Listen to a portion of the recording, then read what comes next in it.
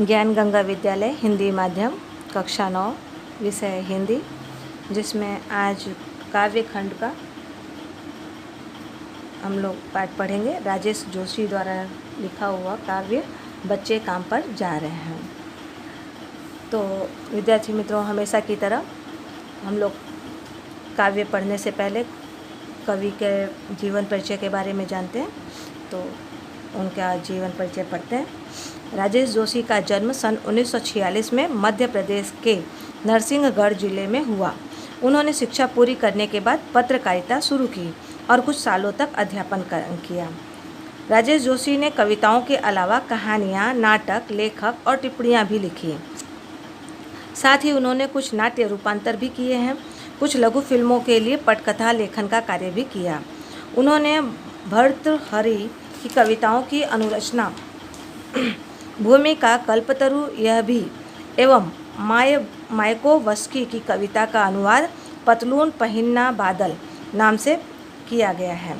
कई भारतीय भाषाओं के साथ साथ अंग्रेजी, रूसी और जर्मन में भी राजेश जी की कविताओं के अनुवाद प्रकाशित हुए हैं। राजेश जोशी के प्रमुख काव्य संग्रह हैं एक दिन बोलेंगे पेड़, मिट्टी का चेहरा, नेपथ्य में हंसी और दो पंक्तियों के बीच।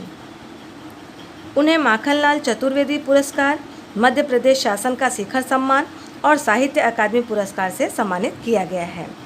राजेश जोशी की कविताएं गहरे सामाजिक अभिप्राय वाली होती हैं। वे जीवन के संकट में भी गहरी अवस्था को उभारती हैं। उनकी कविताओं में स्थानीय बोली, बानी, मिजाज और मौसम सभी कुछ व्याप्त है। उनके काव्यलोक में आत्मीयता और ललायतता और मनुष्यता को बचाए रखने का एक निरंतर संघर्ष भी है। दुनिया के नष्ट होने का खतरा राजेश जोशी जी को जितना प्रबल दिखाई देता है, उतना ही वे जीवन की संभावनाओं की खोज के लिए बेचैन दिखाई देते हैं। तो चलिए विद्यार्थी मित्रों, अब हम लोग राजेश जोशी द्वारा लिखे हुए काव्य बच्चे काम पर जा रहे हैं उसके बारे में जान लें।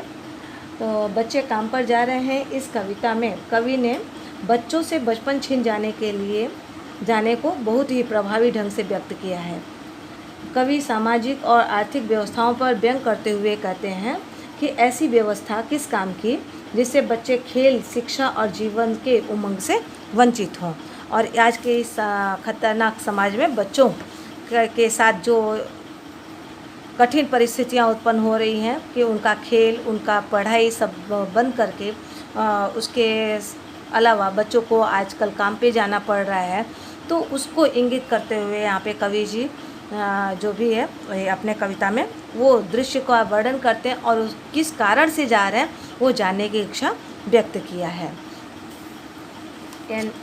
कोहरे से ढकी सड़क पर बच्चे काम पर जा रहे हैं सुबह सुबह। बच्चे काम पर जा रहे हैं। हमारे समय की सबसे भयानक पंक्ति यह है। भयानक है इसे विवरण की तरह लिखा जाना चाहिए इसे सवाल की तरह। काम पर क्यों जा रहे हैं बच्चे?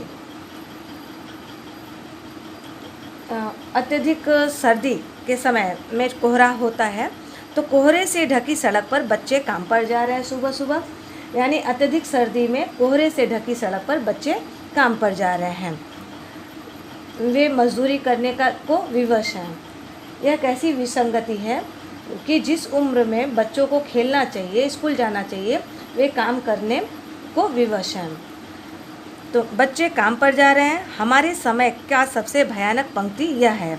भयानक है इसे विवरण की तरह लिखा जाना चाहिए इसे सवाल की तरह कि काम पर क्यों जा रहे हैं बच्चे।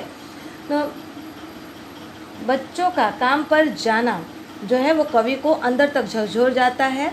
तो उन्होंने यह इस पंक्ति में लिखा है कि यह सबसे भयानक पंक्ति है और उससे भी ज़्यादा भयानक यह है कि इसे विवरण की तरह लिखा जा रहा है। इसे सरकार, शासन, समाज आदि से पूछा जाना चाहिए कि बच्चे काम पर क्यों जा रहे हैं। इसे सवाल की तरह पूछना चाहिए समाज के लोगों से, शासन से, सरकार से कि बच्चे काम पर आखिर जा क्यों रहे हैं। क्या अंतरिक्ष में गिर गई सारी गेंदें? क्या दीमकों ने खा लिया है सारी रंग बिरंगी किताबों को? क्या काले पहाड़ के नीचे दब गए सारे खिलौने? क्या किसी भूकंप में ढह गई सारी मदरसों की इमारतें? इस काव्य पंक्ति में कवि कहते हैं कि बच्चों को काम पर जाता देखकर उनको जो दुख होता है वो, और बोलते हैं कि आखिर बच्चे काम पर क्यों जा रहे हैं। क्या उनकी सारी गेंदें जो हैं कहीं अंतरिक्ष में गिर गई हैं जो मिल नहीं रही हैं? क्या अंतरिक्ष में गिर गई सारी गेंदें? तो अंतरिक्ष में बच्चों की सारी गेंदें गिर गई है जो उन्हें मिल नहीं रही हैं, जिससे वो खेल नहीं रहे हैं। क्या दिमकों ने खा लिया है सारी रंग बिरंगी किताबों को? कवि कहते हैं कि क्या उनकी सारी गेंदें अंतरिक्ष में गिर गई हैं या उनकी रंग बिरंगी किताबों को दिमकों ने खा लिया है? क्या काले पहाड़ के नीचे दब गए सारे खिलौने? यहाँ पर क्या उनके सारे खिलौने पहाड़ के नीचे दब गए हैं जिससे वो खेलते हुए भी दिखाई नहीं दे रहे हैं? इस तरीके की तरह तरह की विडंबनाएं कवि के मन में आती हैं। क्या किसी भूकंप में ढह गई सारे मदरसों की इमारतें? क्या स्कूल के भवन, मदरसा जो है वो मुसलमानों में पढ़ाई का स्कूल एक प्रकार का होता है, तो वो कवि यहाँ पे कवि कहते हैं कि स्कूल के भवन किसी भूकंप में नष्ट हो गए हैं क्या? क्यों? कवि पुनः पूछता है कि क्या सारे मैदान, बगीचे और घरों के आंगन अचानक समाप्त हो गए हैं? ऐसा क्या हो गया है कि उन्हें काम पर जाना पड़ रहा है? क्या सारे मैदान, सारे बगीचे और घरों के आंगन खत्म हो गए हैं एकाएक? तो बच्चे आजकल खेलते हुए मैदानों में या बगीचों में, घरों के आंगन में खेलते हुए नहीं दिखाई दे रहे हैं। तो उससे चिंतित होकर के यहाँ पे कवि कहते हैं कि क्या सारे मैदान, सारे बगीचे और घरों के आंगन समाप्त हो गए हैं? तो फिर बचा ही क्या है इस दुनिया में? कितना भयानक होता अगर ऐसा होता। भयानक है, लेकिन इससे भी ज़्यादा यह कि है सारी चीज़ें हश्ब मामूल, पर दुनिया की हजारों सड़कों से गुजरते हुए बच्चे, बहुत छोटे छोटे बच्चे काम पर जा रहे हैं। यहाँ पर कवि कहते हैं कि यदि बच्चों की किताबें, खेल के मैदान, पाठशाला आदि नष्ट हो गए हैं तो बचा ही क्या है? अर्थात इस दुनिया में अभी कुछ बचा ही नहीं है। कितना भयानक होता अगर ऐसा होता। यदि कुछ भी न बचता तो भयानक बात थी, पर उससे भी अधिक भयानक बात है। भयानक है, लेकिन इससे भी ज़्यादा वह कि है सारी चीज़ें हश्ब मामूल कि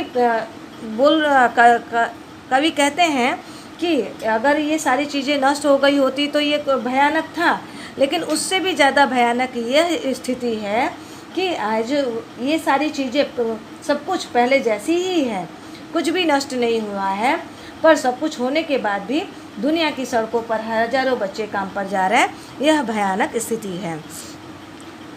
पर दुनिया की हजारों सड़कों से गुजरते हुए बच्चे, बहुत छोटे छोटे बच्चे काम पर जा रहे हैं। सारे खिलौने, सभी मदरसे, सब कुछ बाग बगीचे होते हुए भी आज के समय में यह भयानक परिस्थिति है कि बच्चे आज भी सड़कों पर, हजारों सड़कों पर छोटे छोटे, बहुत छोटे छोटे बच्चे आजकल काम पर जाते हुए दिखाई पड़ते हैं। विद्यार्थी मित्रों, इसी के साथ हमारा आज का ये चैप्टर बच्चे काम पर जा रहे हैं समाप्त होता है।